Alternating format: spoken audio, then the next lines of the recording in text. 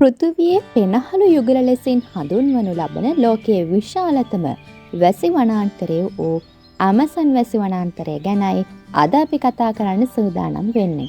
ඉතින් එහෙනම් වෙනද වගේම දිගටම රැඳී සිටින්න වීඩියෝවේ අවසානයේ තෙක්ම.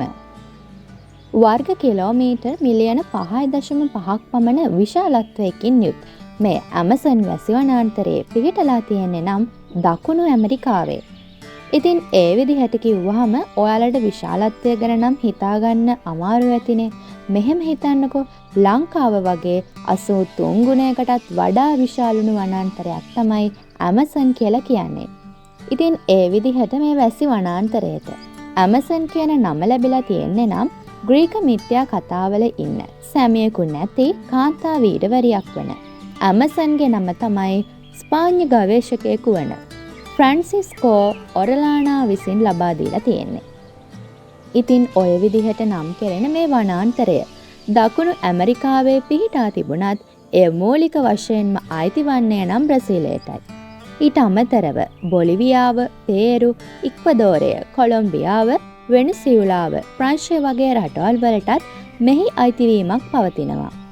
ඉතින් මේ ඇමසන් වනාන්තරය ගැන කතා කරනකොට ඒකත් එක්ක බද්ධ වෙලා තියෙන අනෙක් ස්වභාවික සම්පත තමයි ඇමසන් ගංගාව.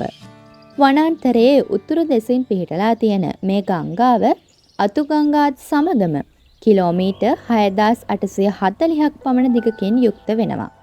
මේ ගංගාව නම් දිගින් දෙවෙනි වන්නේ නයිල් නදියට පමණයි. අති දැවැන්ත වැසි වනාන්තරයක්ම පෝෂණය කරන මේ ඇමසන් ගංගාව තත්පරයකට ගැලු මිලියන 55ක චාලිතාර්ථාවයක් ඇට්ලාන්ටික් සාගරයට එක් කරන්නත් සමත් වෙනවා. ඉතින් මුළු වනාන්තරේ පුරාවටම පැතිරිලා තිබෙන මේ ඇමසන් නදිය තුළ මාළු විශේෂත් 3000ක් පමණ ජීවත් වෙනවා කියලා ගවේෂකයන් තොරතුරු අනාවරණය කරගෙන තියෙනවා. ඉතින් ඒ අතරින් නම් විදුලි ආදා සහ පිරානා වැනි අතිශය භයානක මත්ස්‍ය වර්ගත් ජීවත් වෙනවා කියලා ඔවුන් ප්‍රකාශ කරලා තියෙනවා. ඉතින් ඊට අමතරව ගත්තොත් එහෙම මේ ඇමසන් වල ඇමසන් ගංගාව තුළ විශේෂ ගණයේ මාළුවෙක් ජීවත් වෙනවා. ඒ තමයි දිගින් මීටර් 3ක් පමණ වෙන පිරරපු කියන මාළු වර්ගය. මේ මත්ස්‍යයා මාංශභක්ෂක සත්වයෙක් වන අතර මිනි මෝරකුගේ මෙන් උල් සහිත දත් ඇති බැවින් මේ සත්වයාට අසුවන ඕනෑම කෙනෙක්ට ලේසියෙන් ගැලවෙන්න හැකියාවක් නම් හම්බෙන්නේ නැහැ. ඉතින් ඒත් සමගම මේ ඇමසන් වැසි වනාන්තරයේ සමග බැඳිලා තියෙන අනෙක් විශේෂී දේ තමයි ගෝත්‍රිකයින්. ඉතින් ගෝත්‍රිකයින් විශාල ප්‍රමාණයක් වත්මන් ලෝකයේත් එක්ක කිසිසේත්ම නොගටුණු පුද්ගලයන් ලෙස තමයි මේ ඇමසන් වැසි වනාන්තරය තුල ජීවත් වෙන්නේ.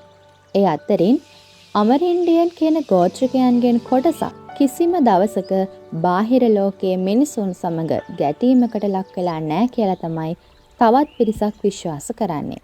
ඔවුන් මුළු ලෝකයටම ඉන්නේ 400ක් පමණ ජනගහනයක් කියලා ප්‍රකාශ කරලා තියෙනවා. කොහොම නමුත් මොවුන් ඇමසන් වනාන්තරය තුල උවත් දැක ගැනීමට නම් බොහෝ අපහසුයි. ඒ මොකද ඔවුන් ඔවුන්ගේ ගෝත්‍රිකයේ ආරක්ෂාව තහවුරු කරගන්න අනෙක් සියලු බාහිර දේවල් වලින් සැඟවෙලා ඔවුන්ගේම ජනාවාස පිහිටුවා ගනිමින් තමයි ඔවුන් මේ වනාන්තරය තුල ගෝත්‍රිකයන් විදිහට ජීවත් වෙන්නේ. ඉතින් ලෝකයේ වැඩිම ජීවීන් ප්‍රමාණයක් ජීවත් වන මේ ඇමසන් වැසි වනාන්තරයේ ජෛව විවිධත්වය නම් ඉතාමත් ඉහළයි. ඉතින් ඒ යටතේ වෘක්ෂලතා වර්ග 40000ක් පමණ, කුරුල්ලන් 1300ක්ද, මාළු වර්ග 3000ක් සහ ක්ෂීරපායින් වර්ග 430කටද මේ වනාන්තරයේ වාසස්ථාන සපයනවා. ඒ විතරක් නෙමෙයි. එක එක වර්ගයේ කෘමි සතුන් වර්ග මිලියන 2.5ක්ද මෙහි ජීවත් වෙනවා. ඒ වගේම අද බටහිර ලෝකයේ භාවිතා වන පළතුරු වර්ග 200ක්ම මේ ඇමසන් වැසි වනාන්තරයේ 3000ක පමණ පළතුරු වර්ග එකතු වෙහි කොටසක්. ඉතින් ඒ විදිහට ජීවීන් වර්ග ගණනාවක් ජීවත් වන මේ වනාන්තරය තුල බහුතරයක් විසිකුරු සත්වයින්ද ජීවත් වෙනවා. ඉතින් මේ අතරින් විස විදින ගෙම්බන්, ජගුව ආදී සතුන් මෙන්ම මිනී කන විවිධ භයානක මත්ස්‍ය වර්ගත් ප්‍රමුඛ වෙනවා. ඉතින් ඒ විතරක් නෙමෙයි. අද ලෝකයේ බොහෝ චිත්‍රපටිවලට පවා පසුබිම් වුණු විශාලතම සර්පයා වෙච්ච ඇනකොන්ඩාගේ වාසභවන වන්නේ මේ ඇමසන් වැසි වනාන්තරයම තමයි. ඇනකොන්ඩා සර්පයා සාමාන්‍යයෙන් අඩි 30ක් පමණ දිගකින් සහ රාත්තල් 550ක පමණ බරකින් වර්ධනය වෙනවා. එහිදී ගැහැණු සර්පයා පිරිමි සර්පයාට වඩා මදක් දිගින් වැඩි වෙනවා. එවැගේම ඔවුන් එකවරකදී පැටවුන් 20ත් 40ක් අතර ප්‍රමාණයකට ජීවය ලබා දෙනවා. දැන් අපි බලමු මේ ඇමසන් වැසි වනාන්තරයෙන් දේශගුණික තත්ත්වයන්ට තිබෙන බලපෑම කොහොමද කියලා. දකුණු ඇමරිකාවේ පිහිටා තිබුණත් මේ ඇමසන් වැසි වනාන්තරය මුළු ලෝකයටම අගනා සම්පතක්. ඒ මොකද කිව්වොත් පවතින කාර්මික දියුණුවත් එක්ක වායුගෝලයේ බොහෝසෙයින් දූෂණයට ලක් වෙලානේ තියෙන්නේ. ඉතින් එහිදී අපිරිසුදු කාබන් ඩයොක්සයිඩ් වායුව අවශෝෂණය කරගෙන පිරිසුදු ඔක්සිජන් වායුව මේ සබහාදාමට මුදා හැරීමේ කාර්යභාරය මේ වැසි වනාන්තරය මගින් ඉතාමත් ඉහළින්ම සිද්ධ කරනවා. ඇමසන් වැසි වනාන්තරයේ 1 හෙක්ටයාරයක් තුල ගස් වර්ග 750කටත් වඩා වැඩියෙන් පවතිනවා.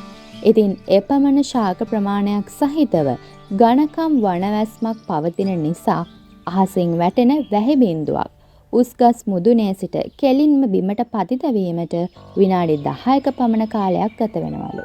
ඉතින් එතනින් අපිට හිතා ගන්න පුළුවන් වෙන්නේ කොයිතරම් දුරකට මේකේ වනවැස්ම පවතිනවද කියලා.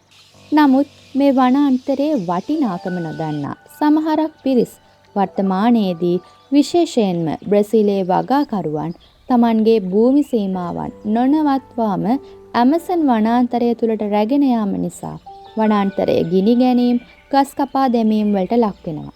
ඉතින් මේ හින්දා මුළු මහත් ලෝකයටම වටිනා ස්වභාවික සම්පතක අභාවය ක්‍රමක්‍රමයෙන් ළඟා වීමට පටන් ගන්නවා. නමුත් ඒක ඒ විදිහට සිදුවෙන්නේ ඉඩ ඇරලා බලන් ඉන්නේ නැතුව ලෝකයේම පෙන්හළු බඳු ඇමසන් වැසි වනාන්තරය රැක ගැනීම මුළු මහත් සමස්ත ලෝකවැසියාගේම වගකීමක් බව පෙන්වා දිය යුතුයි.